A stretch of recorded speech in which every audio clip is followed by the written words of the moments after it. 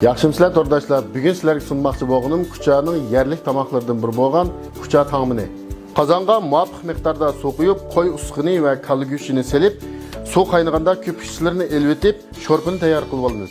Qo'yning quyruq mayi, zanjibil, samsaq va g'olpiyozlarni filmda ko'rsatilgandek to'g'rab tayyor qilib olamiz. Oldi bilan qozonga madiya, sap qichimaydi muvofiq miqdorda quyib olamiz.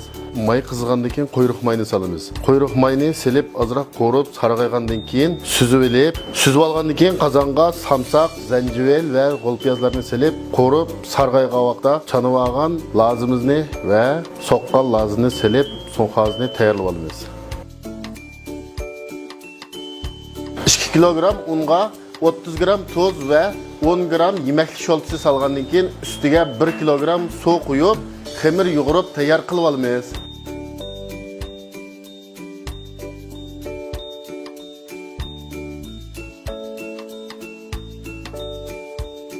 Yumg'oq süt, kichik g'olpiyoz va palaklarni ushoq to'g'rab tayyor qilib olamiz. Shoxlar va g'olpiyozlarni mushu usul bo'yicha to'g'rab tayyor qilib olamiz.